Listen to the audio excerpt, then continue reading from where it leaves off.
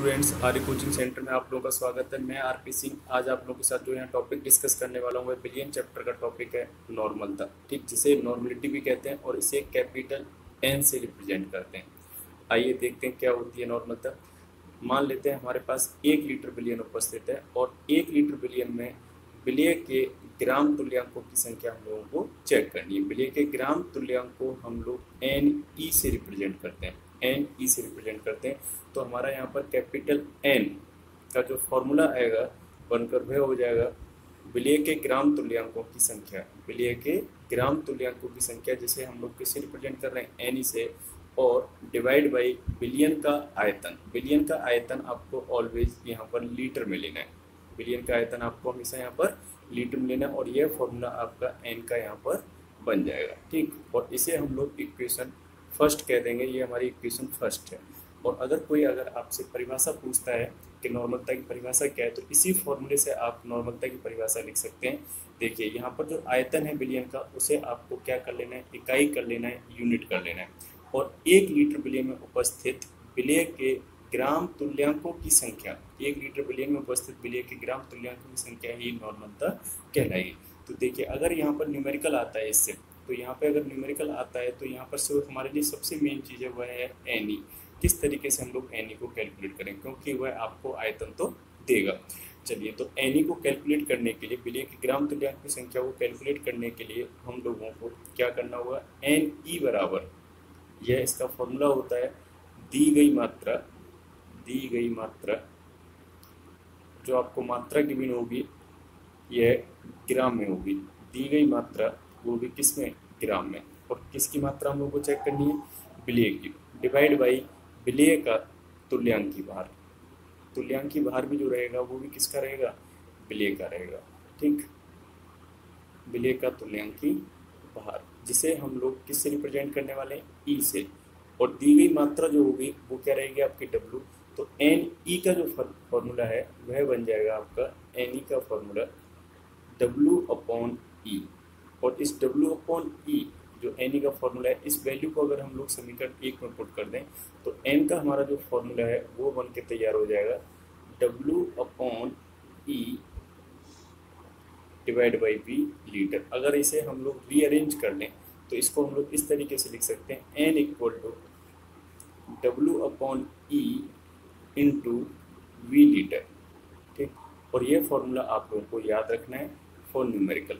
जितने भी न्यूमेरिकल होंगे, ज़्यादातर न्यूमेरिकल आपके इसी फॉर्मूले से सॉल्व होंगे। ठीक है, अब देखिए अगर आप लोग क्वेश्चन सॉल्व करेंगे तो आपको डब्ल्यू दे रखा होगा, आप लोगों को बिलियन का आयतन दे रखा होगा, बट ई नहीं देगा। ई नहीं देगा और ई ही हम लोगों को यहाँ पर क्या करना है, सबसे पहले कैलकुलेट करना है। और ई कैलकुलेट करने के बाद ही आप जो नॉर्मलिटी उसने पूछी है वह कैलकुलेट कर पाएंगे। तो मैं आपसे सजेस्ट करूँगा कि ई कैलकुलेट करते समय आपको थोड़ा सा सावधानी बरतनी होगी और हमें सीखना होगा पहले कि हम लोग किस तरीके से ई कैलकुलेट करेंगे। और ई है क्या यहाँ पर, हमारा तुल्यांकी भार।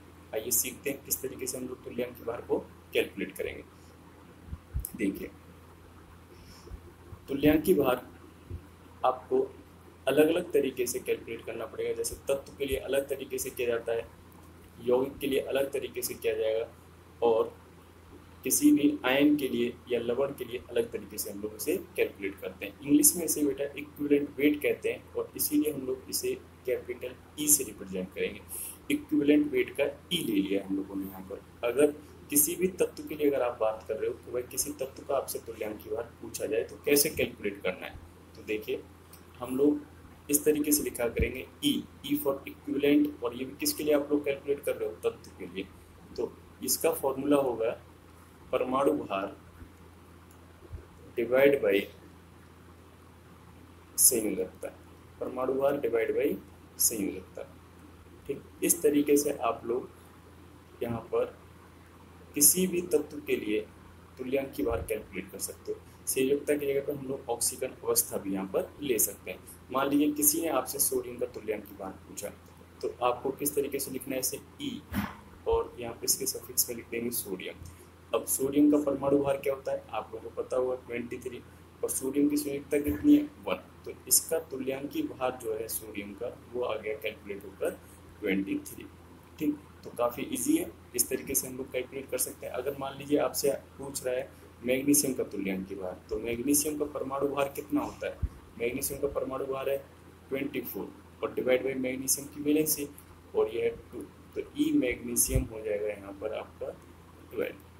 ठीक, तो इस तरीके से हमने देखा कि तुल्यांकी भार है वो हो सकता है किसके इक्वल आ जाए, परमाणु भार के इक्वल आ जाए, और हो सकता है तुल्यांकी भार परमाणु भार के इक्वल ना हो। ये डिपेंड करता है किसके ऊपर, संयोजकता के ऊपर। अगर संयोजकता 1 है तो तुल्यांकी भार और परमाणु भार बराबर होंगे, अगर संयोजकता 1 नहीं है तो तुल्यांकी भार और परमाणु भार भिन्न भिन्न होंगे। ठीक, इस तरीके से आप लोग तत्व के लिए तुल्यांकी भार कैलकुलेट करना सीख गए।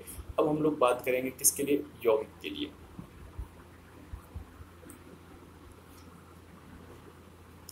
देखिए, अगर हम लोग किसी यौगिक के लिए तुल्यांकी भार कैलकुलेट करना चाहते हैं तो सबसे पहले आपको ये चीज़ यहाँ स्पष्ट करना है कि सभी प्रकार के यौगिकों की हम लोग यहाँ पर बात नहीं कर रहे, केवल और केवल अभी हम लोग जो सीख रहे हैं यहाँ पर वो केवल द्विअंगी यौगिक के लिए सीख रहे हैं।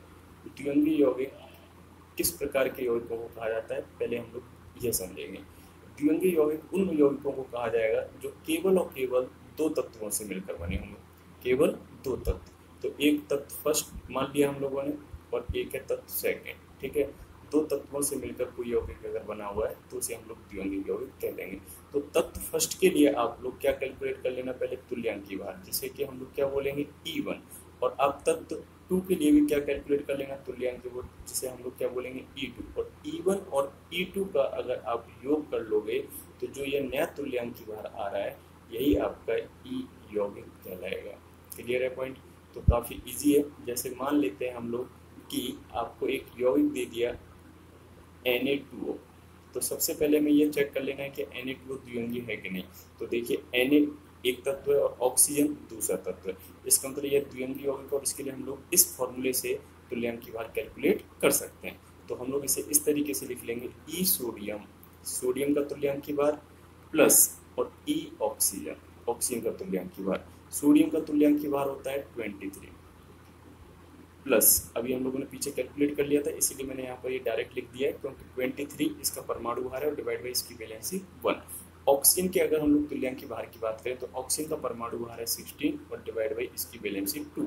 तो 2 से ये 16 8 टाइम्स जाएगा और ये हो जाएगा 23 प्लस 8 और ये हो गया 31। इसका मतलब यहाँ पर हम लोगों ने Na2O कैलकुलेट कर लिया इजीली इस फॉर्मूले की हेल्प से। ठीक है, और इसी तरीके से आप कोई भी द्विअंगी यौगिक हो उसके लिए आप लोग तुल्यांकी भार की गणना कर सकते हैं। चलिए, अब नेक्स्ट एक और कोई द्विअंगी यौगिक हम लोग ले लेते हैं जिसके लिए हम लोग तुल्यांकी भार कैलकुलेट करना चाह रहे हैं। AlCl3, मान लीजिए ये कोई द्विअंगी यौगिक आपको दे दिया, तो आपको क्या करना होगा, सबसे पहले एल्यूमिनियम के लिए तुल्यांकी भार निकालना है, उसके बाद फिर आप लोग क्लोरीन के लिए तुल्यांकी भार कैलकुलेट करना और दोनों के तुल्यांकी भारों को ऐड करने। आइए, एल्यूमिनियम का तुल्यांकी भार क्या होगा, एल्यूमिनियम का परमाणु भार, एल्यूमिनियम का परमाणु भार है 27 और डिवाइड बाई इसकी वैलेंसी 3, प्लस क्लोरीन का परमाणु भार है 35.5 डिवाइड बाई इसकी वैलेंसी 1।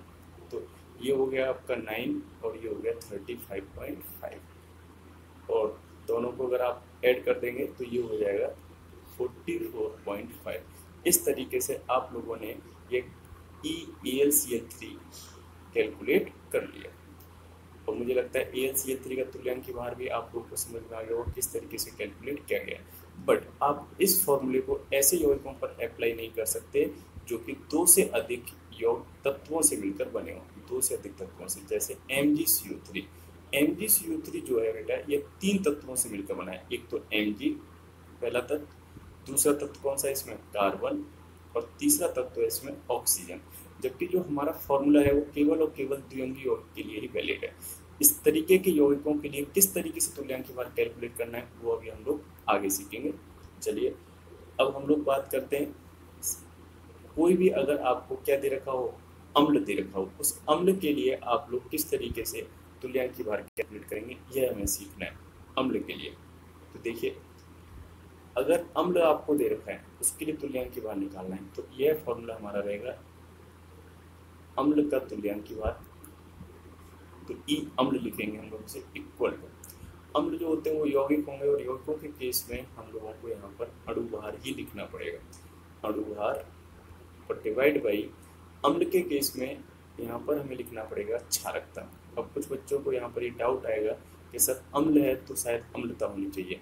नहीं बेटा, अगर अम्ल है तो यहाँ पर हम लोग क्या लेंगे, क्षारकता। आइए देखते हैं क्या होती है क्षारकता। किसी भी अम्ल की क्षारकता की अगर कोई बात करें तो वह कितने H+ आयन दे सकता है, भाई उसकी क्या कहलाती है, क्षारकता। तो इसका मतलब हम लोग समझ गए कि क्षारकता है H+ आयनों की संख्या, H+ आयनों की संख्या। और क्यों इसे क्षारकता कहा जा रहा है, क्योंकि जो क्षार होते हैं वह OH नेगेटिव देते हैं और अम्ल जो है वो H+ देते हैं। तो इसका मतलब यह H+ कितने क्षार के द्वारा दिए गए OH नेगेटिव को उदासीन कर सकता है, इसीलिए इसे क्या शब्द दिया गया यहाँ पर, क्षारकता। देखिए जैसे अगर आपसे पूछ लिया गया कि HCl का तुल्यांकी भार बताइए, तो यहाँ पर HCl जो है, HCl जो अम्ल है इसके पास केवल एक H+ है देने के लिए, तो यहाँ पर हम लोग कहेंगे इसकी जो क्षारकता है वह 1 है। तो हमने यहाँ पर 1 लिख लिया। और जो यहाँ पर लिखना है ऊपर क्या लिखना है, अणुभार। तो हाइड्रोजन का परमाणु भार 1 प्लस क्लोरीन का परमाणु भी 1 है और इसका परमाणु भार होता है 35.5। इसका मतलब दोनों परमाणु भारों का अगर हम लोग योग कर लें तो ये हो जाएगा 36.5 और यही इसका तुल्यांकी भार हो गया HCl का। तो आप लोग HCl का तुल्यांकी भार निकालना सीख गए। चलो एक और अम्ल ले लेते हैं हम लोग। यहाँ पर मान लेते हैं आपको H2SO4 दे दिया और इसका तुल्यांकी भार पूछ लिया। अब H2SO4 में आपको दिखाई दे रहा है यहाँ पर जो H+ हैं वह 2 हैं, ठीक है। तो H+ अगर 2 हैं तो आपकी इस केस में जो क्षारकता है वो कितनी हो जाएगी, 2। और H2SO4 का जो अणुभार है आप लोग घर से कैलकुलेट कर लेना, ये होगा बेटा 98। तो अगर हम लोग इसे डिवाइड करेंगे 2 से तो ये आएगा आपका 49, ठीक है, 49 आएगा, ये 49 है ये, ठीक। तो ये आपका निकल आया क्या, तुल्यांकी भार H2SO4 का। तो आप लोगों को अम्ल के केस में भी क्या निकालना आ गया, तुल्यांकी भार। अब देखिए कुछ अम्ल ऐसे होते हैं जिनके केस में तुल्यांकी भार निकालते समय थोड़ा सा आपको सावधानी बरतने की जरूरत है, जैसे कि फास्फोरस के ऑक्सी अम्ल H3PO4। जनरली हमको ऐसा लगता है कि जितने हाइड्रोजन हमें दिखाई दे रहे हैं वही अम्ल की क्या होगी, क्षारकता, पर ऐसा हर केस में नहीं है। देखिए इसके केस में आपको 3 हाइड्रोजन दिखाई दे रहे हैं और यहाँ क्षारकता भी आपकी 3 ही है, तो कोई समस्या नहीं है, यह आसानी से हमें याद हो जा रहा है। बट अगर हम लोग बात करें H3PO3 की, तो अब आपको होगा सर यहाँ पर भी हाइड्रोजन कितने हैं, 3 है, तो यहाँ पर भी हमारी क्षारकता कितनी हो जानी चाहिए, 3। नहीं, पर यहाँ पर क्षारकता जो है हमारी वो कितनी आएगी, 2 आएगी। अगर हम लोग बात करें H3PO2 की, तो H3PO2 में भी हमें क्षारकता कितनी नजर आ रही है, 3। बट ऐसा नहीं है, यहाँ पर क्षारकता कितनी है, 1। इस तरीके से हमने देखा कि फास्फोरस के ऑक्सी एसिड में क्षारकताएं जितनी हाइड्रोजन है उतने के बराबर नहीं है, किसी में बराबर है किसी में नहीं है। तो आपको मैं हिंट दूंगा कि आप इसमें ऑक्सीजन के रेस्पेक्ट में याद रखना है। अगर यहाँ पर ऑक्सीजन 4 है तो उससे 1 कम क्षारकता है, 3। यहाँ पर अगर ऑक्सीजन 3 है तो इससे 1 कम क्षारकता है, 2। और यहाँ अगर ऑक्सीजन 2 है तो इससे 1 कम क्षारकता है, 1। जब हम लोग नाइट्रोजन फैमिली पढ़ेंगे तो वहाँ पर हम लोग फास्फोरस के यौगिक भी पढ़ेंगे और वहाँ पर हम लोग इसे डिटेल में समझेंगे किस तरीके से इसकी क्षारकताएं बदलती चली गई। पर आज की डेट में आप लोग इसे याद रख सकते हैं, ठीक। अब देखिए एक और प्रकार के अम्ल होते हैं जिन्हें कहा जाता है कार्बोक्सिलिक अम्ल। कार्बोक्सिलिक अम्ल वह अम्ल होते हैं जिनमें COOH समूह उपस्थित होता है, COOH समूह उपस्थित होता है, उन्हें हम लोग कार्बोक्सिलिक अम्ल कहते हैं। तो कार्बोक्सिलिक अम्ल की नेसेसरी कंडीशन आपको पता चली कि क्या है, इनमें COOH समूह उपस्थित होना चाहिए। तो ऐसे अम्ल में भी आप लोग थोड़ा सा अलर्ट रहना, जहाँ पर जितने हाइड्रोजन आपको दिखाई दे रहे होंगे उतनी इसकी क्षारकता नहीं होगी। जैसे कि HCOOH, अगर आपसे कोई इसकी क्षारकता पूछे तो 2 हाइड्रोजन हमें दिखाई दे रहे हैं, एक ये रहा और एक ये रहा, पर इसकी क्षारकता यहाँ पर 2 नहीं है, यहाँ क्षारकता केवल और केवल क्या है, 1। क्यों, यहाँ पर क्षारकता जो डिसाइड करता है वो COOH समूह डिसाइड करता है, क्योंकि COOH समूह का ही H+ के रूप में यहाँ पर रिलीज होगा। इसका मतलब इसकी क्षारकता केवल और केवल कितनी है, 1। तो हम लोगों को हमेशा जब भी कार्बोक्सिलिक अम्ल दे तो आपको यह चीज़ फोकस करनी होगी कि उसमें कितने COOH समूह उपस्थित हैं। जैसे फॉर एग्जांपल आपको CH3COOH दे दिया, CH3COOH में आपने देखा कि यहाँ पर COOH समूह केवल और केवल 1 ही है, तो इसकी यहाँ पर क्षारकता जो होगी वो भी क्या होगी, 1 होगी। अगर हम लोग बात करें oxalic acid COOH single bond COOH, तो यह वह कार्बोक्सिलिक अम्ल है जिसके पास 2 COOH है। और अब आप इस केस में इसकी जो क्षारकता है वो 2 कह दोगे, क्योंकि यहाँ पर क्षारकता कौन डिसाइड कर रहा है, नंबर ऑफ COOH समूह। क्लियर है पॉइंट। और 2 COOH समूह होने के कारण यहाँ पर इसकी क्षारकता कितनी हो गई, 2 हो गई। तो अब आप लोगों को यहाँ पर यह चीज़ समझ में आ गई कि जितने भी अम्ल हैं उनमें सभी हाइड्रोजन क्षारकता की तरह ट्रीट नहीं करते, कुछ में कर सकते हैं, कुछ में नहीं कर सकते। तो आपको ये चीज़ यहाँ पर याद रखनी पड़ेगी। आइए अब हम लोग बात करते हैं क्षार की, और क्षार के लिए हम लोग तुल्यांक भार कैसे कैलकुलेट करेंगे यह सीख रहे हैं। देखिए, अगर कोई भी क्षार है तो क्षार के अंदर टेंडेंसी होती है OH नेगेटिव देने की। और अगर हमें ई क्षार कैलकुलेट करना है, तो हम लोग यहाँ पर क्या करेंगे, अणुभार और डिवाइड बाई अम्लता। तो वास्तव में अम्लता यहाँ पर क्या होगी, जिस तरीके से हमने अम्ल के केस में क्षारकता डिफाइन की थी उसी के तरीके से बिल्कुल हम लोग क्षार के केस में क्या डिफाइन कर सकते हैं, अम्लता को डिफाइन कर सकते हैं। और अम्लता हो जाएगी यहाँ पर number of OH negative ion. इसका मतलब OH नेगेटिव आयनों की संख्या, ठीक है, OH नेगेटिव आयन की संख्या कि कितना OH नेगेटिव आयन कोई भी क्षार दे रहा है, ठीक है। आइए देखते हैं, हम लोग CaOH के होल ट्वाइस के लिए तुल्यांक भार कैलकुलेट करना चाहते हैं। CaOH का होल ट्वाइस, अगर इसकी हम लोग बात करें तो देखिए यहाँ पर अम्लता जो आएगी यहाँ पर वो क्या आएगी, 2, ठीक है, क्योंकि OH नेगेटिव आयनों की संख्या 2 है। और अगर आप इसका पूरे का अणुभार निकालें तो कैल्शियम का परमाणु भार है 40 और OH में ऑक्सीजन का हो जाएगा 16 और हाइड्रोजन का हो जाएगा 1। तो 16 + 1 कितना हो जाएगा, 17, और 17 में अगर 2 से मल्टीप्लाई कर दोगे तो आप ये हो जाएगा 34, ठीक। और अगर आप इन्हें ऐड कर लोगे तो ये हो जाएगा 74 डिवाइड बाई 2, जो कि सॉल्व करने पर आपको देगा 37, ठीक। इसका मतलब CaOH के होल ट्वाइस का तुल्यांकी भार जो है, इक्विवेलेंट वेट, वो 37 है। इसी तरीके से आप और भी क्या है क्षार है उनके लिए आप लोग क्या कैलकुलेट कर सकते हैं, तुल्यांकी भार कैलकुलेट कर सकते हैं। तो यह आप लोगों के लिए होमवर्क है, यह आप लोगों को करना है। ENaOH, एक तो NaOH के लिए तुल्यांकी भार कैलकुलेट करोगे आप, और EMgOH का होल ट्वाइस, ये दोनों आपको घर से करने, ठीक है। अच्छा, यहाँ पर आपको कोई डाउट नहीं आएगा कि क्या सर सभी के सभी क्षार जितने भी OH हमें दिखाई दे रहे हैं उतने देंगे कि नहीं देंगे। हाँ, यहाँ पर जितने भी आपको OH दिखाई दे रहे हैं वह सभी के सभी किस के फॉर्म में आ जाएंगे, OH नेगेटिव। तो आपको यहाँ पर कोई भी चीज़ याद करने की जरूरत नहीं, वो आपको स्पष्ट रूप से दिखाई दी जाएगी।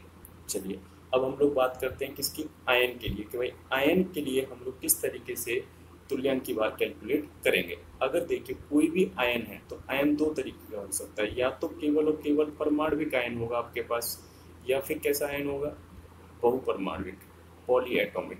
तो अगर हम लोग किसकी बात कर रहे हैं, परमाणविक आयन की, Na+, जैसे यह है परमाणविक आयन, इसमें एक ही परमाणु उसके ऊपर पॉजिटिव चार्ज है। और अगर हम लोग यहाँ पर ले लें NH4+, तो यहाँ पर आप देख रहे हो कि एक परमाणु तो नाइट्रोजन है और 4 परमाणु किसके हैं, हाइड्रोजन के। तो इसे हम लोग क्या बोलना पसंद करेंगे, पॉलीएटॉमिक, या फिर इसे हम लोग कहेंगे बहुआण्विक। तो जो पॉलीएटॉमिक होते हैं उनके केस में आप लोग अणुभार परिभाषित करोगे। क्या परिभाषित करोगे, अणुभार। और जो एक परमाणु था उसके केस में अगर ऐसा कोई आयन है तो आप वहाँ पर उसका परमाणु भार लोगे, ठीक है। तो आयन के केस में अगर हम लोग को तुल्यांकी भार कैलकुलेट करना है तो हम लोग ये लिख सकते हैं ई आयन इक्वल टू क्या हो जाएगा, परमाणु भार या अणुभार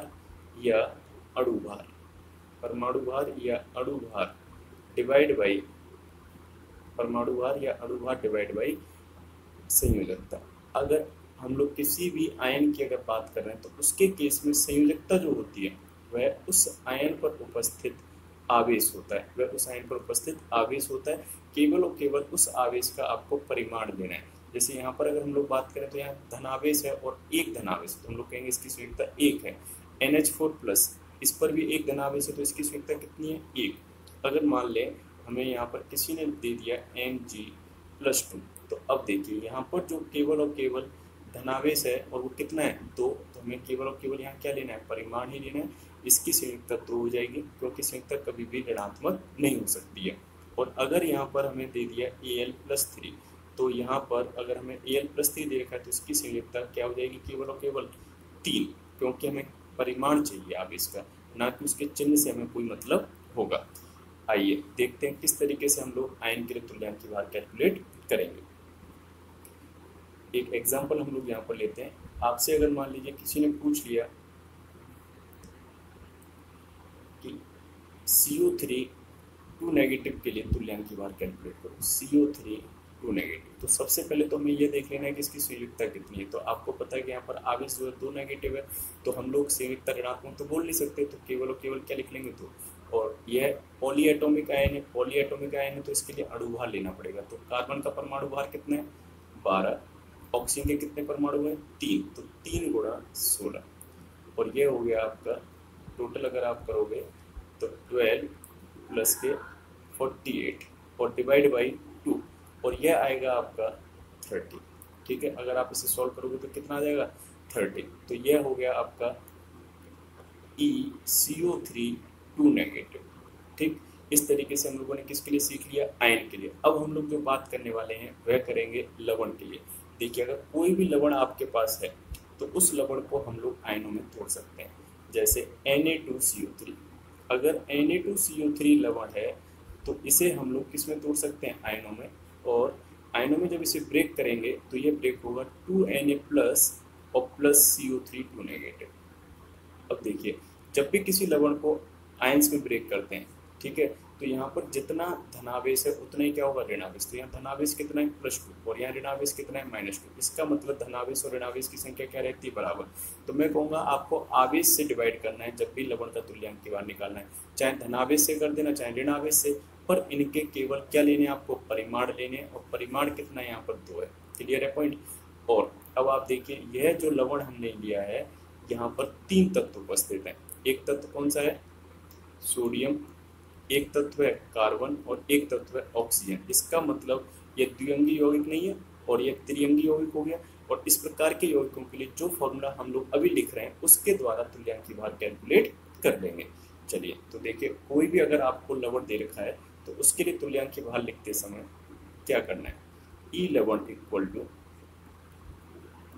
अणु भार, क्योंकि लवण जो होगा वो यौगिक होगा, यौगिक के केस में हमेशा क्या परिभाषित होता है, अणु भार। और डिवाइड बाई क्या करना है आपको, या तो धनावेश लेना है या फिर क्या लेना है, ऋण आवेश, धन या ऋण आवेश। ठीक है, और धन या ऋण आवेश का केवल और केवल क्या लेना है, परिमाण। और परिमाण लेने से बेस्ट है कि हम लोग यहाँ पर क्या लगा दें, मोड लगा दें, जिससे यह फायदा हो जाएगा कि यहाँ पे अगर आप ऋण वैल्यू भी रखोगे, नेगेटिव वैल्यू भी रखोगे, तो वो इससे भी क्या कर देगा, वो पॉजिटिव। अब Na2CO3 हम लोग कैलकुलेट करना चाहते हैं, Na2CO3। तो Na2CO3 अगर हम लोग कैलकुलेट करना चाहते हैं तो सबसे पहले तो हमें ये पता चल गया कि ये आयनों में टूटेगा तो ये 2 धनावेश देगा, 2 ही ऋणावेश देगा। तो डिवाइड बाई क्या लिखना है, केवल 2, और यहाँ पर ऊपर अणुभार लिखना है। तो सोडियम का परमाणु भार कितना होता है, 23, कार्बन का कितना है, 12, और प्लस ऑक्सीजन का कितना, 16। और अब आप इसका एडिशन कर लो तो ये हो जाएगा 46 ऊपर, और ये हो गया 12, और ये हो गया आपका 48, और डिवाइड बाई 2। ठीक, तो अगर हम लोग इन दोनों का एडिशन कर लें तो ये होगा 60 में 46 ऐड करेंगे तो ये हो जाएगा 106। ठीक, तो 106 आ रहा है, यहाँ पर लिख लेते हैं सिर्फ 106 को डिवाइड बाई 2, और ये आ गया सॉल्व करने पर 53। ठीक, इस तरीके से हमने सीखा कि Na2CO3 इस तरीके से कैलकुलेट कर सकते हैं। और आपके लिए घर से जो वर्क है वो यह है कि आपको Al2SO4 का होल थ्राइस, इसके लिए आपको तुल्यांकी भार कैलकुलेट करना है। ठीक है, यह आपका वर्क है, होमवर्क है। और इसके साथ साथ आप लोग जो है इसके लिए भी कैलकुलेट कर सकते हो, NaHCO3, इसका भी आपको इक्विवेलेंट वेट तुल्यांकी भार कैलकुलेट करना है। तो मुझे लगता है अगर आपको तुल्यांकी भार निकालना आ गया तो अब आप लोग आसानी से क्या कैलकुलेट कर सकते हो, नॉर्मलता कैलकुलेट कर सकते हो। क्योंकि नॉर्मलता के फॉर्मूले में सिंपल सा एक फॉर्मूला था, क्या था बताओ, नॉर्मलता equal to W/E into V litre. तो W आपको क्वेश्चन में दे रखा होगा, विलियम का आयतन भी आपको क्वेश्चन में दे रखा होगा, E आप लोगों को निकालना आ गया है, तो आप लोग इसमें आसानी से क्या निकाल सकते हो, नॉर्मलिटी निकाल सकते हो। आइए देख लेते हैं एक क्वेश्चन के किस तरीके से क्वेश्चन आएगा। मान लेते हैं हमें उसने दे दिया है कि 46 ग्राम 46 ग्राम Na2CO3 46 ग्राम Na2CO3 बिलियन Na2CO3 को जल में घोलकर जल में घोलकर